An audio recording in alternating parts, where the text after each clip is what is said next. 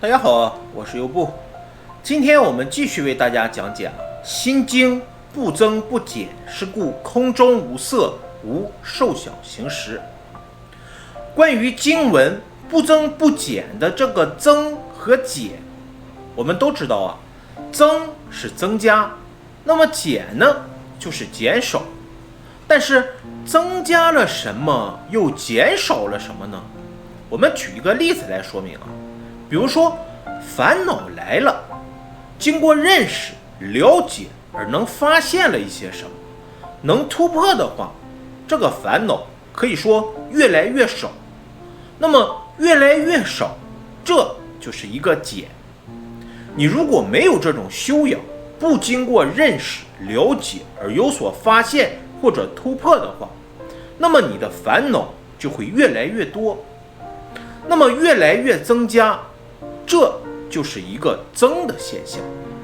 同样，一个世俗的人，比如说拿认命来说好了，一旦遇到什么问题，那么就会起烦恼。可是假使如果能认命的话，算了，就当我前一世欠他的。那么虽然他不是一个修行人，但是认命也可以把烦恼慢慢减少。可是这种增与减我们只能说是世间法里面一个人的问题。这种人所表现出来的世间法的增减的现象，不一定要有修养，只要根据世间的知识经验，或者根据一些依赖，像认命啦、认栽啦，都可以有增减的现象。不过在这个地方我们谈的是佛法，所以在佛法上面去谈增减，我们就必须要知道，烦恼增加，菩提也不会多；烦恼减少，菩提也不会少。因为菩提它只是个觉的现象而已。就像我们每一个佛教徒都知道杀生不好，但是我们不能说我们从来没有杀过生，或者我们从来不杀生。因为于增与减上面来讲跟你一点关系都没有。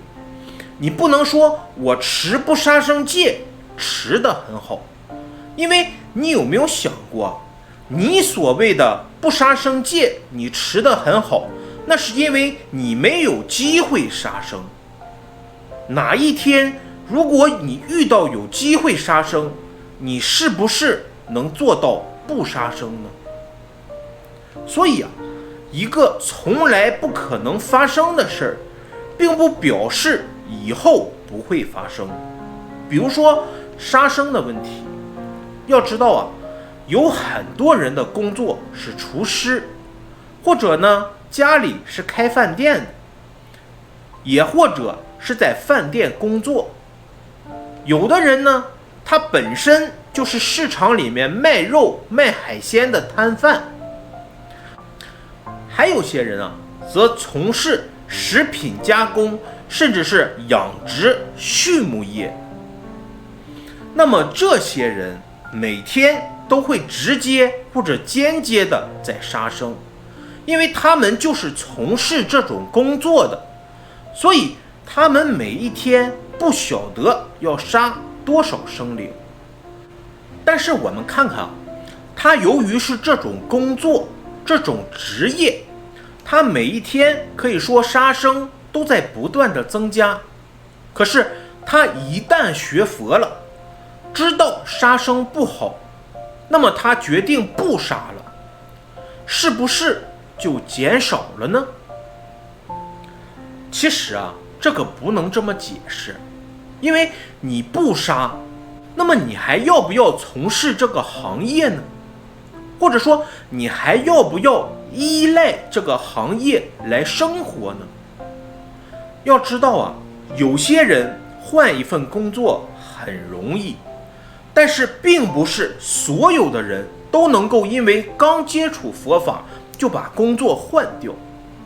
因为我们还是人，我们需要维护色身，所以这一种增的现象，我们一下子去掉，并不叫做减，而是在你那个杀的意念中间已经有所减了，才叫做减。你的行为不一定有所减，但意念中间已经有所减。可见我们谈诸法空相，要谈不增不减，它真正不生不灭、不垢不净、不增不减，都是从意念上面去着手。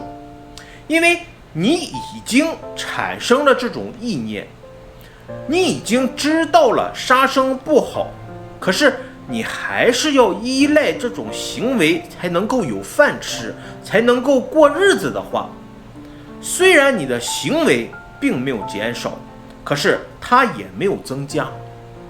为什么呢？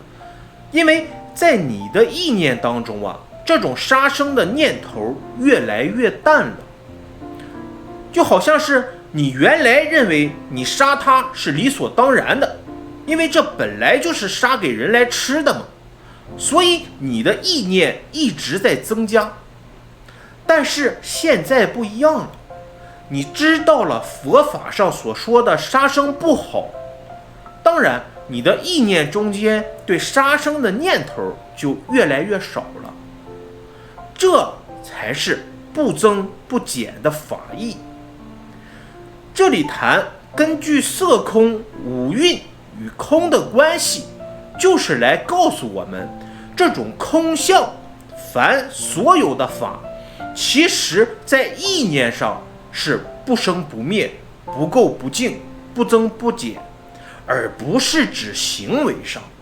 所以我们在这方面啊，必须要从意念上面去看。意念有生有灭，有垢有净，有增有减。我再举一个例子啊，来看不生不灭、不垢不净、不增不减的道理。我们每一个人啊，都有好几条毛巾，有的呢是洗脸用的，有的呢是洗澡用的，还有的可能是擦脚用的。那么我们现在只谈洗脸、洗澡的毛巾。洗脸的毛巾啊，我们一般认为只能洗脸。洗澡的毛巾呢，当然就是擦身体的。如果我们将一条洗脸的毛巾拿来洗澡用，这很自然，我们不会觉得怎么样。可是当你拿一条洗澡的毛巾用来洗脸的话，那么你就会考虑了，因为在你的意念中就会产生，哎呀，好脏。这是人的自然反应。如果我们究竟它的道理，洗脸的毛巾拿来洗澡，为什么不觉得它很脏？难道脸上就不脏了吗？那么即使是洗澡的毛巾拿来洗脸，要知道这个身体也是你自己的呀，为什么反而感觉脏了呢？可能啊，你就会说，因为这不卫生啊，毕竟身体上的污垢、细菌和脸不一样，拿来洗脸总是对眼睛啊，对我们的呼吸系统啊，甚至对我们面部的皮肤不好，因为可能洗身体时而留下一些细菌会感染。其实这么说科学吗？要知道啊，即使是洗脸的毛巾，我们拿来洗澡，洗完之后，我们难道就不能用肥皂再把它洗干净吗？那么洗干净之后，是不是还可以去洗脸呀？同样的，一条洗澡的毛巾，我们把它洗干净，还可以拿来洗脸用。洗澡的拿来洗脸，洗脸的拿去洗澡，这中间唯一的不同在哪里啊？其实啊，唯一的不同就是你怎么样再把这条毛巾洗干净。事实上，洗干净会不会再脏呢？还是会脏的。这里面我们就会发现一些生与灭的现象。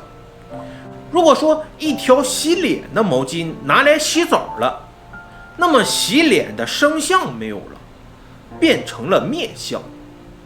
如果再拿回来洗澡，则又成了生相。可是这条毛巾的面相好像是没有了。为什么？因为你还可以把它洗干净，同样可以拿来再洗脸，它还是一个生跟灭的现象。洗澡的毛巾也是如此，这里面还是我们的意念在分别而已。我们的意念认为这是洗脸的，那个是洗澡的，当然就有生与灭的不同。同样，垢与净也是如此，洗脸的是脏，洗澡的也是脏。可是我们用肥皂洗一洗，那么原来的脏就变成不脏了。可是不脏了，并不表示这条毛巾从此就不脏了，因为你还是会拿来用啊，还是会洗脸或者是洗澡，所以它还是会脏。那么增与减，我们看洗脸的毛巾拿来洗澡，与增与减上面并没有差别，只是意念在分别啊，这是洗脸的哦，那个是洗澡的。可是事实上啊，拿来洗脸拿来洗澡并没有增与减的现象。如果我们把毛巾分成洗脸洗澡的，就有增减了。为什么？因为洗脸的毛巾拿来洗澡，觉得洗脸的毛巾比较干净，你会认为拿来洗身体的话不会造成伤害。于伤害而言，是不是减少了呢？你如果拿一条洗澡的毛巾用来洗脸的话，无形中你就认为这条毛巾因为是洗澡的，所以很脏，就会增加一种脏的意念，甚至于细菌感染等等等等，它附着的更多，那么就变成了增的现象。如果我们当成烦恼与菩提来看的话，跟洗澡洗脸的毛巾并没有什么差别。洗脸的毛巾也叫毛巾，洗澡的毛巾也叫毛巾。如果我们把毛巾比喻作烦恼的话，这中间菩提在哪里呢？菩提是什么呢？有没有人可以猜得到呢？大家仔细的想一想，洗澡的洗脸的都是毛巾，那么如果毛巾是烦恼，菩提是什么呢？这个菩提它又在哪里呢？其实啊，菩提就是拿肥皂把毛巾洗干净，那么这些生与灭、垢与净、增与减就变成不生不灭、不垢不净、不增不减了。我们拿肥皂来洗毛巾，事实上这是一种智慧，或者说是一种觉悟，也可以说是一种体会，是一种发现，都可以。只是我们不能够把它的境界摆得太高。这是我们根据毛巾的说法，或者烦恼的说法，转烦恼为菩提。假使你一个烦恼消除了，显现出菩提的现象，那么很多的烦恼消除了，是不是就有很多的菩提呢？其实啊，不是的，菩提并没有增加，于生与灭来讲并没有增加，于垢与净来讲也没有增加，增与减来说也没有增加。这里面是一个生归生，灭归灭，它是一个相对的，垢归垢，净归净，还是一个相对的。那么增跟减也还是一个相对的，它不是个绝对的，只是我们人的意念会产生这种生与灭、垢与净、增与减的认知。如果我们从五蕴的道理上去发现诸法空相的话，才能显现不生不灭、不垢不净、不增不减。所以后面就有话来回应说：是故空中无色，无受想行识。因为前面所说的这些道理所以我们就会发现这个是故空中无色的空中是讲空相的空。在这个空相的中间，如果根据色受想行识来讲，它都是从有突破而显现出另外一种现象，就叫做无。可见空是从有这个中间的一个过程，再显现无的突破，突破了就是一个空相。我们举一个简单的例子来说比如说由青岛到北京，那么青岛是一个起点，北京呢则是一个终点。我们从青岛出发到北京，可以说你每走一步都是往北京走。如果有人问你现在去哪里你说我去北京，但那并不是说你一下子就到北京了。哪怕你是坐飞机，你每一个时刻还是从起点往你的目的地走。我们就会发现，如果从青岛到北京是一个行为，那这种行为并不表示我一定要到达北京才算是行为，因为这个中间有一个过程，这个过程就是当你跨出第一步，你就有了去北京的第一步了。当你走出第二步，那么你就有第二步了。